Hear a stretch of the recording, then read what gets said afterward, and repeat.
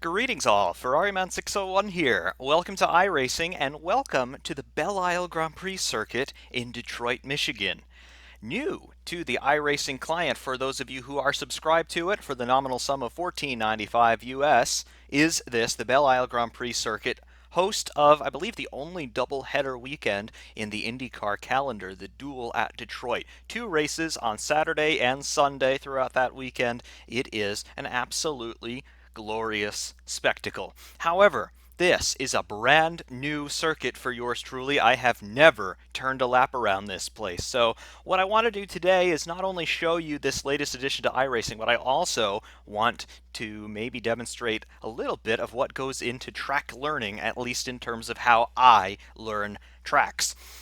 Now, I did watch both IndyCar races at Detroit this past weekend from the time of recording here. However, I have never driven around this place in any sim, as I don't think it's really been available in any sim, at least not as native content. So this is all new and untested territory for me. We're going to see how it works. We are in the Dallara IR18, which is the IndyCar for 2018. I absolutely love this thing. I've driven it a lot, I've raced it a bit, and it's an absolutely wonderful car. But the track is an unknown. It is a big X right now in my brain. We have to try and put that right. In the cockpit here of the IR18, unchanged in this latest build of iRacing because it's perfect to begin with, but completely new track for us.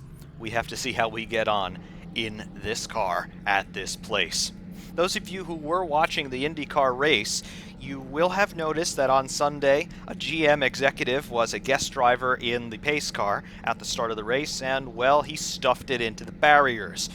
I don't know if that GM executive is now a former GM executive, but hopefully we're not going to be replicating that particular feat of driving prowess today.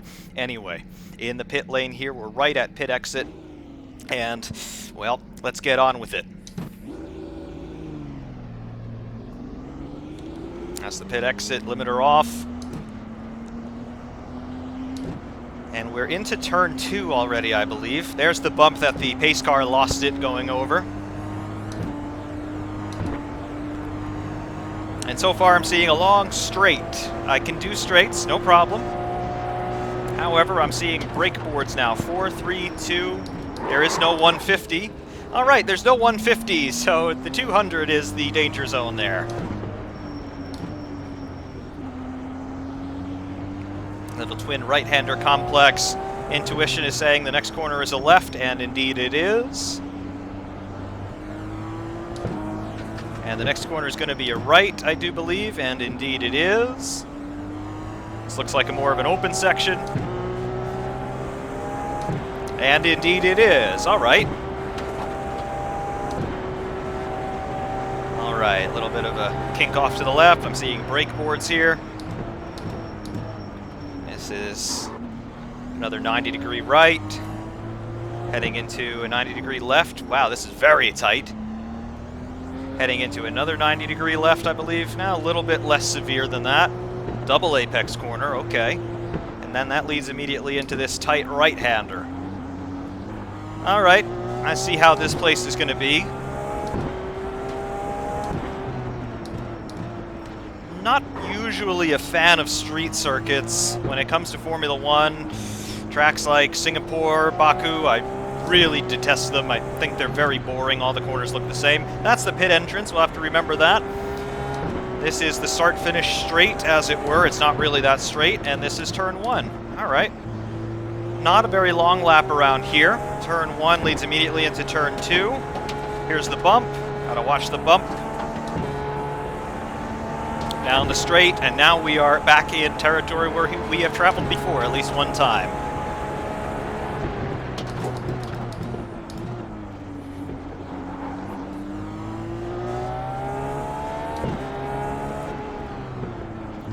All right. So far, so good. Already starting to remember which way the corners go. That's reasonable. This is going to catch me out. I can feel it already.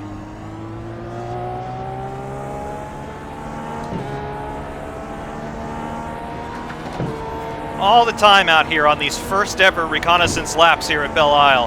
I'm just looking toward the sides of the racetrack. I'm trying to look for landmarks, things that I can just cue my eye into to let me know when I'm approaching a braking zone, and if I can also sort of link that together in my mind in terms of which way the next corner goes, that would be good. This is a double apex corner leading immediately into this tight right-hander. That's also probably going to catch me out, so we've got two problematic areas already spotted. And heading back up towards start-finish very shortly. There we go. Let's turn the engine up.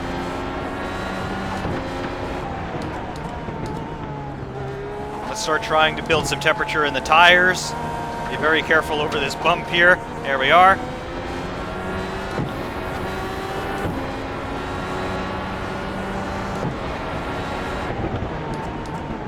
On the brakes very early for this first gear right-hander. I think most of the corners here are going to be taken in first gear.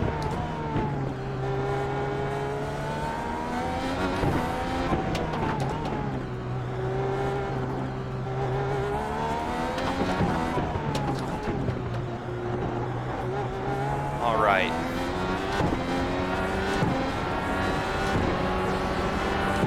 As we're starting to build some appreciable speed around this place, I can tell you the track surface is extremely bumpy. Easy to get the tail out, it would appear. Coming into the double apex left-hander. But then we got to be careful because it leads immediately into a tight right-hander right here. Lots of bumps. It's going to be very difficult in the traction zones, I can tell that already.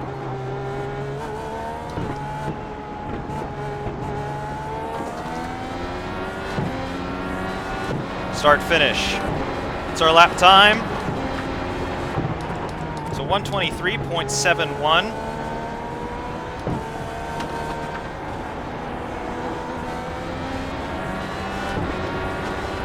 So our first time lapped around this place, 1:23.71. All right. We can't push the braking that hard into there. Noted.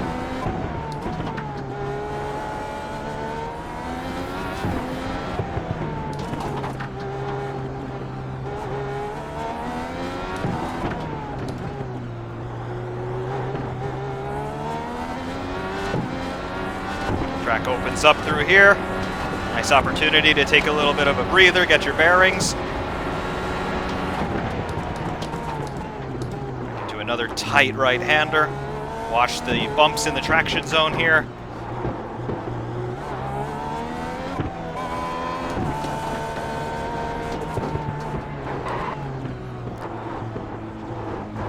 Okay, car's going to get airborne over those bigger bumps through the tight right-hander. After the double apex corner, that's noted. I know I can definitely steal a lot more road on the exit of the final corner.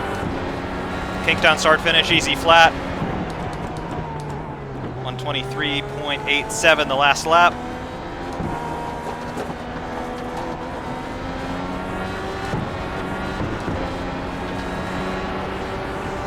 Got to brake a little earlier for this corner.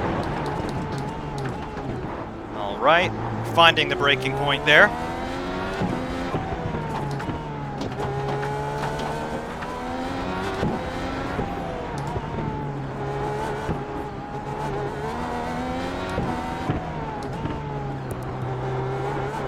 All right, we can definitely steal some more speed through there. And we're going to want to because we've got this flat out blast. The faster we can be through here, the better.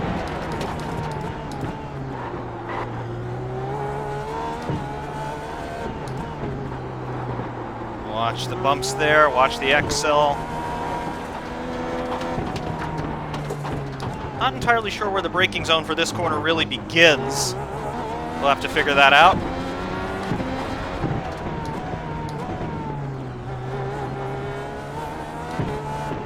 Know we can steal more speed through here. Right? Seems to be about the line we want. And we're a little over 2 seconds faster on that lap. 121.59. Lap times are coming down. That's good.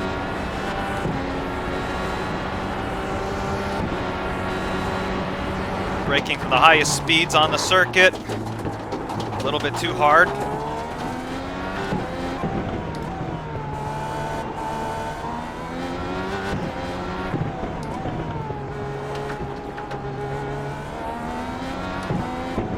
Man, this place is bumpy.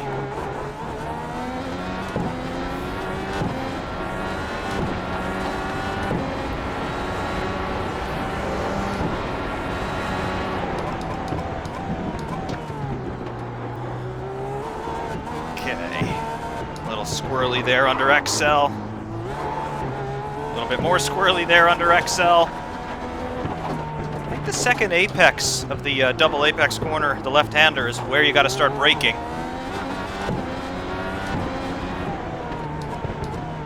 Definitely steal a bit more on the brakes there.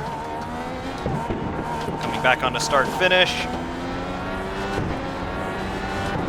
Kink is flat out, another second off the lap time.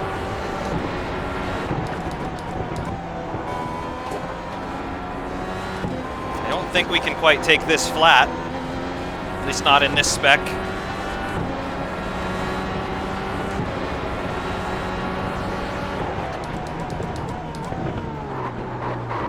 Bit of understeer with a lockup there on the right front.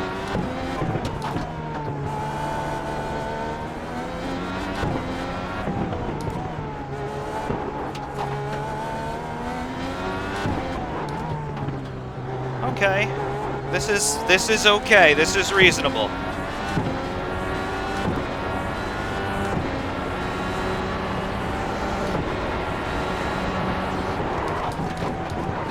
Speed lockup. Yep.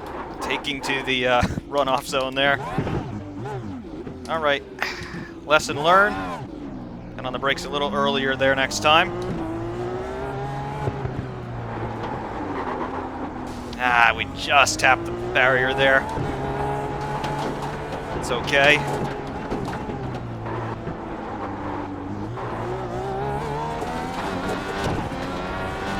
I don't think there's really any damage on the car from that very slight wall contact. Just ran out of steering lock.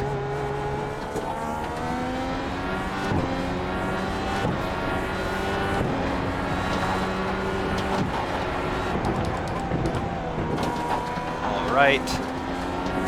Second apex, what have we got?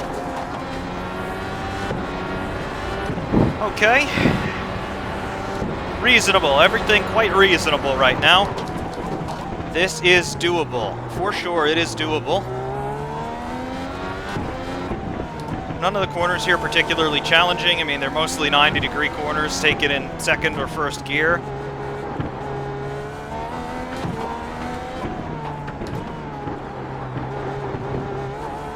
You've got about 2 laps of fuel. Understood.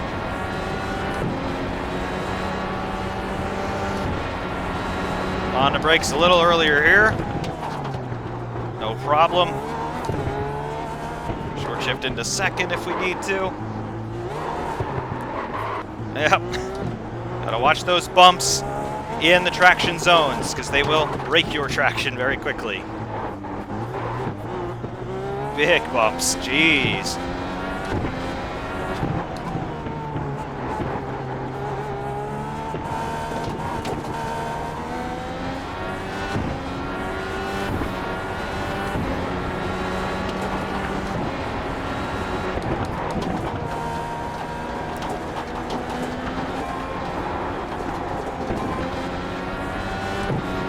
Right, starting to get a preliminary understanding of how all of this works.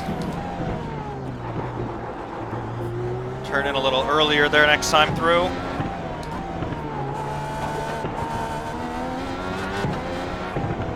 In terms of landmarks around this place, it's difficult to get your bearings because most of the corners do look very similar. You more so have to remember where you've been already on a given lap. That'll help you figure out what you have yet to negotiate.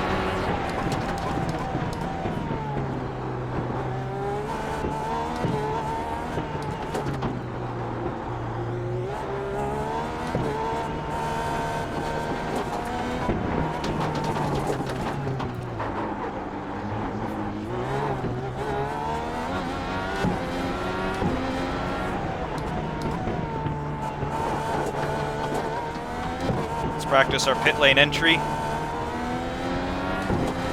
There's the divider, and there's the limiter line. All right. We've got that figured out.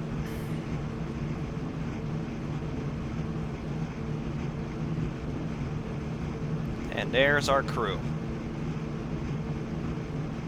How's a pit stop work around this place? Get in. Nicely done. Up on the jacks. Tires get changed. Fuel goes in. All right. All right. So, initial verdict. Well, definitely it's manageable. Definitely quite manageable.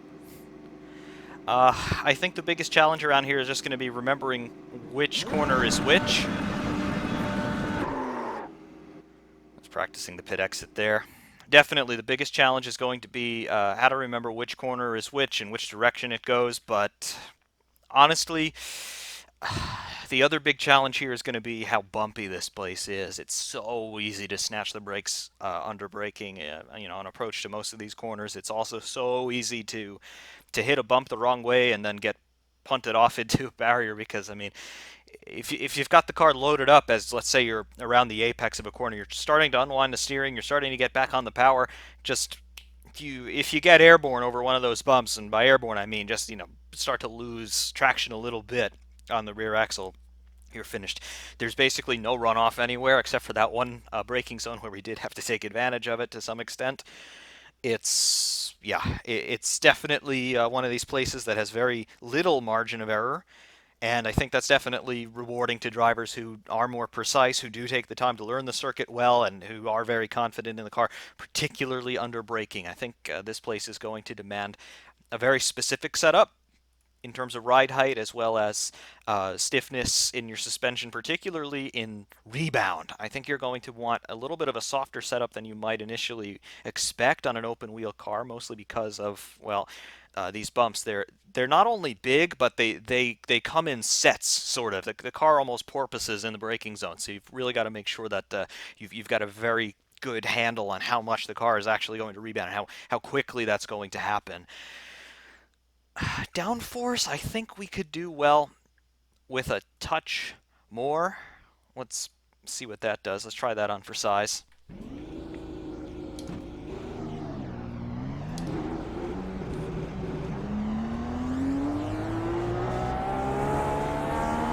Got to remember cold tires now.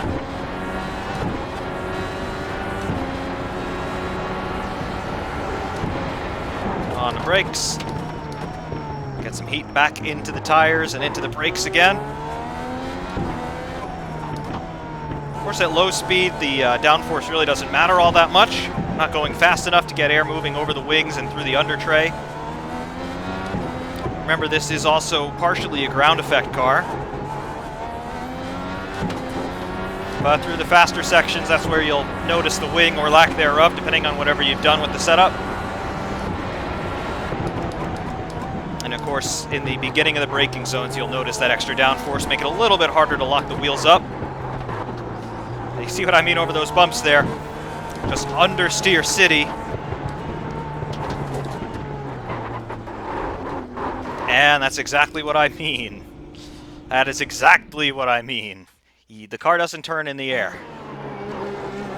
Let's see, did it do what I thought it was going to do there? Wow, you can just see how severe those bumps really are. Look at that. Yep, airborne. The car doesn't exactly turn when it's in the air.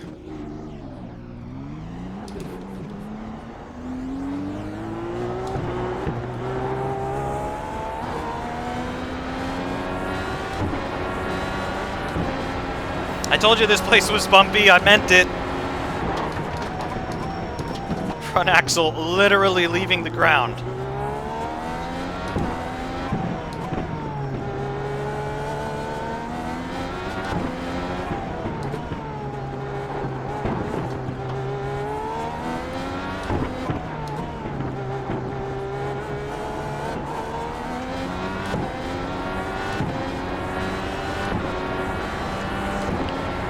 let's see if we can build on our lap time.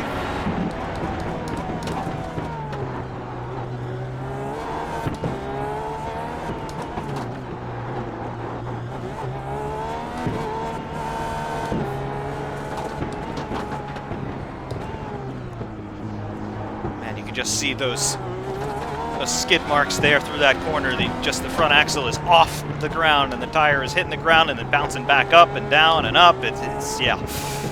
You see what I mean? High amplitude bumps.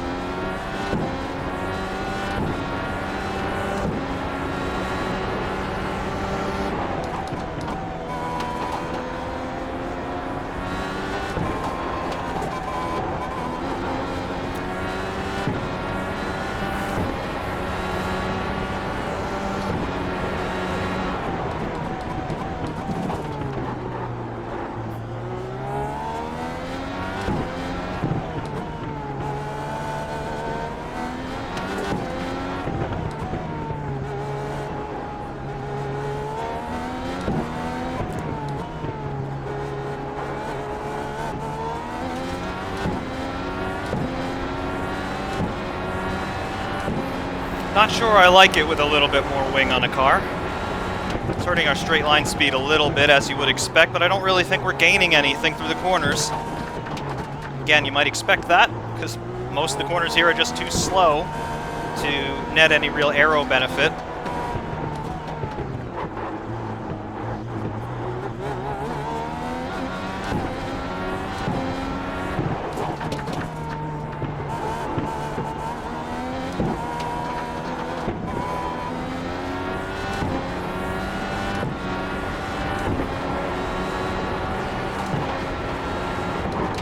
One 19.53. I'll take that.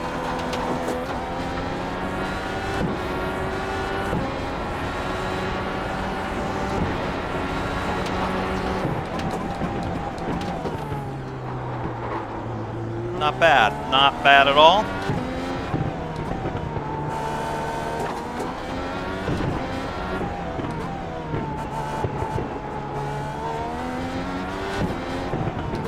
One thing that does help me, believe it or not, it's the trackside signage.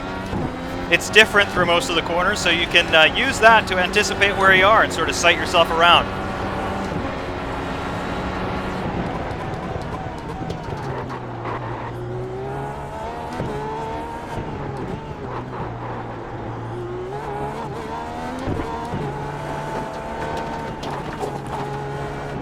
Through there, I know we can gain more speed.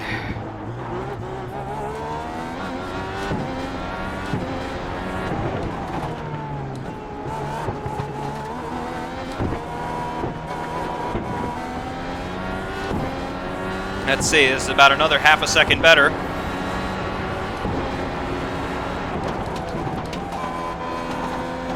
A 19.05 that last time by. Already down a little bit through the first part of the lap.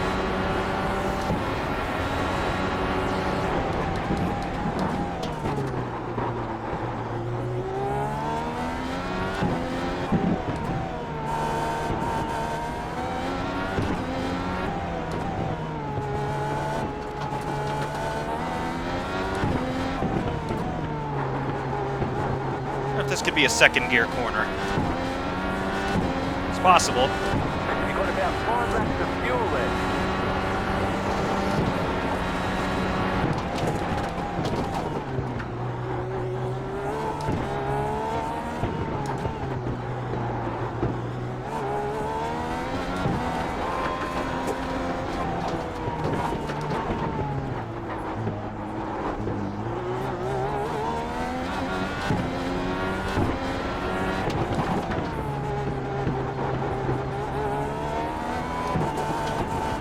And this place is just a dance between the barriers all the time.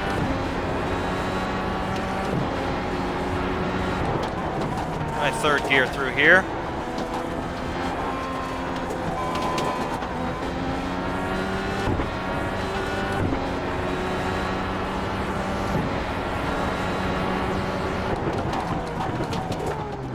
Extra downforce does help right there at the beginning of the braking zone. That's okay.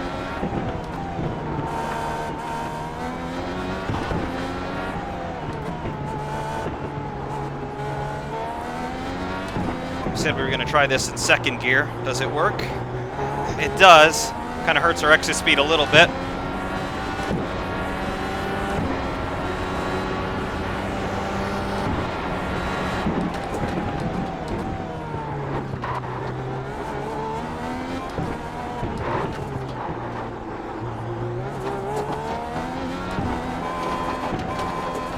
All right.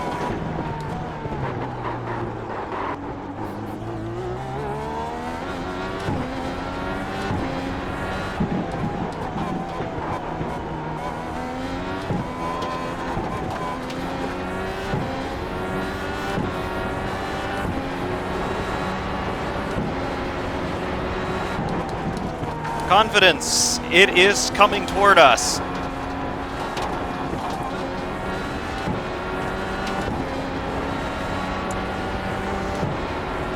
It's a very bumpy track indeed. And of course, having no power steering in this car, you really feel every single crack and bump and crest and everything in this road surface.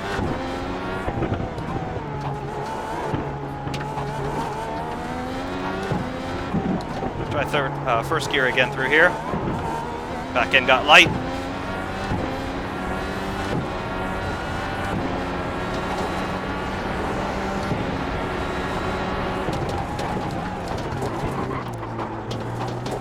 Gearbox hung up a little bit through there with the rear locking.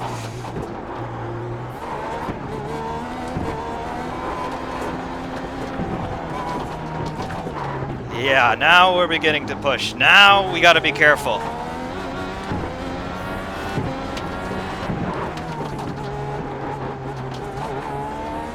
Gotta watch the outside too, offline. There's a lot of dust and gravel and clag there.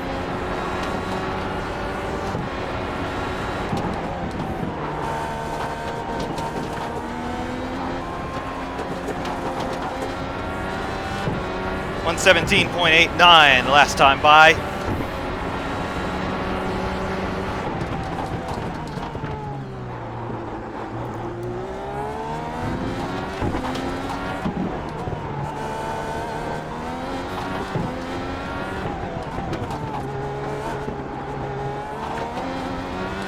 You got about 2 laps of fuel left.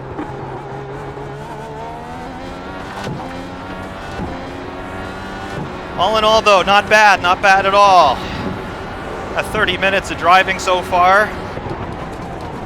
Done a handful of laps. Already, I feel like I have a sufficient working knowledge of this place.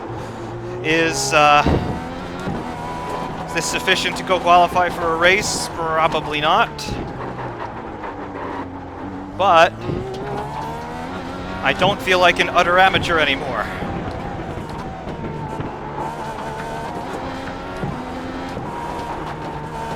Man, you really just have to trust that the car's going to come back to you. When it gets airborne, particularly through the final corner there, you've really got to just trust that the aerodynamics are going to grab the car back and force that front axle down. Because when it's off the ground, you're helpless for that 1/10 of a second or whatever inordinately small amount of time it is. You've just got no control at all in those moments, and it's quite exciting, I must say.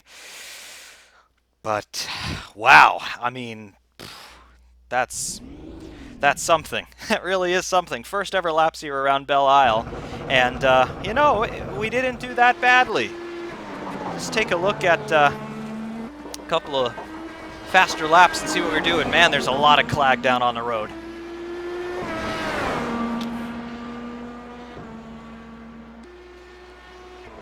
Long straight, that braking zone, you can see a bit of a lockup there.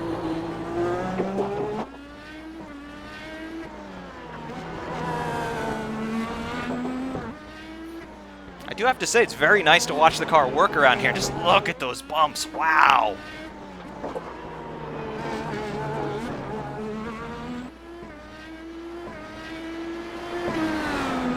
High-speed section where the road's reasonably smooth. Throwing up some sparks from the under tray. Getting those brakes glowing and those big stops. Spinning up the rears, double apex left-hander. bumps through here.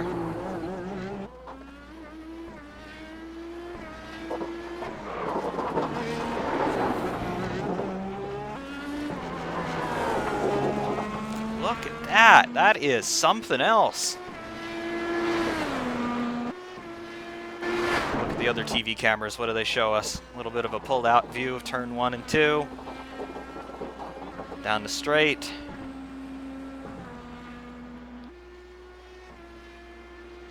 There's that big stop.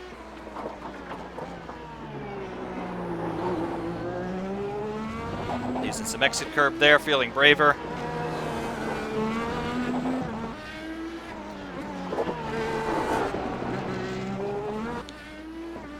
I just cannot get over how bumpy this place is. It's really intense.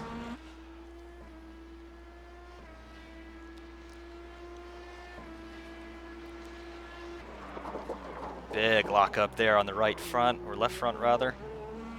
A bit of a twitch. Down into the slowest part of the track here. Double apex left.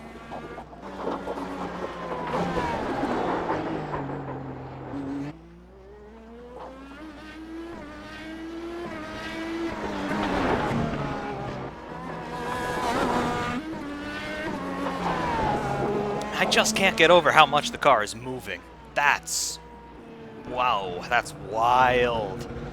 Want to know why Formula One will never come to the United States like IndyCar does? It's because of tracks like these. A Formula One car would be ripped to pieces trying to go around here. Yet this thing, well, it's designed for it, and wow, the performance is really there.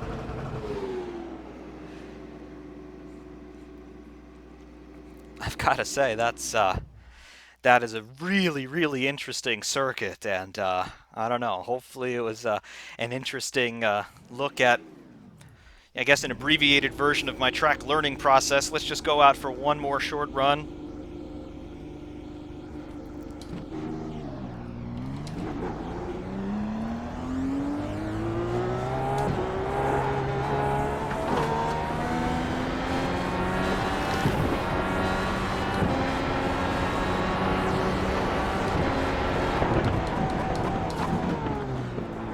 One thing I will say is you've got to go and you have to search YouTube for onboards, IndyCar onboards of this place, because just the amount of movement that goes through the steering wheel for these drivers, it is remarkable that they're able to hold on to the thing at all. I mean, these are public roads. They're used day in and day out, 363 days a year, save for the 2 days when IndyCar's got them. So, of course, they have all the bumps and holes and cracks and everything that you would expect on a normal public street. And here we're running heavier on fuel, so our lap times are going to be diminished a little bit. But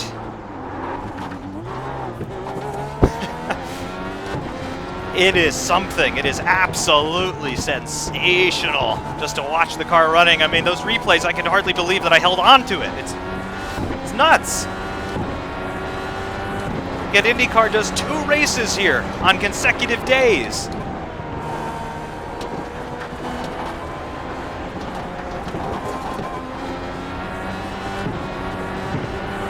I mean, would it be accurate to characterize this circuit as a Monaco of America?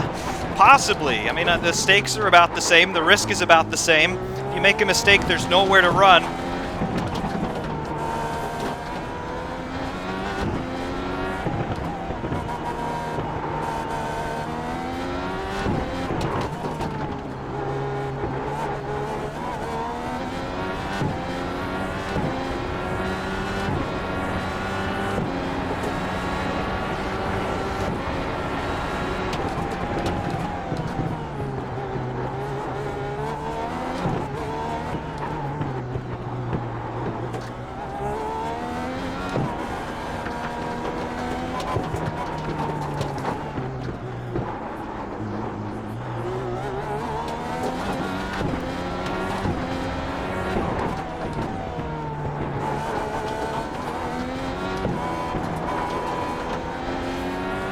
This is an intense racetrack.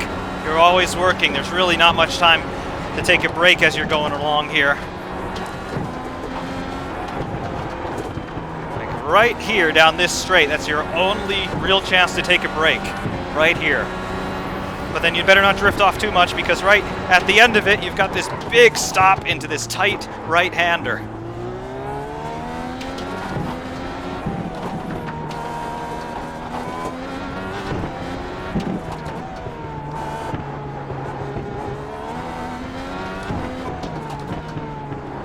Wow, wow, wow.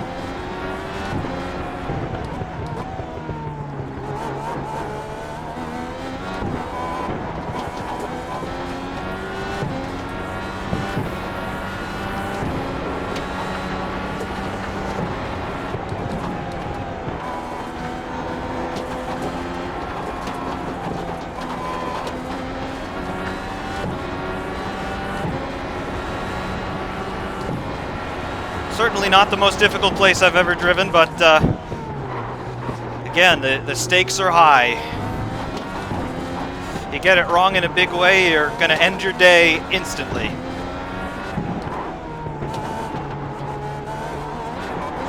Wow. Again, all of that is bumps.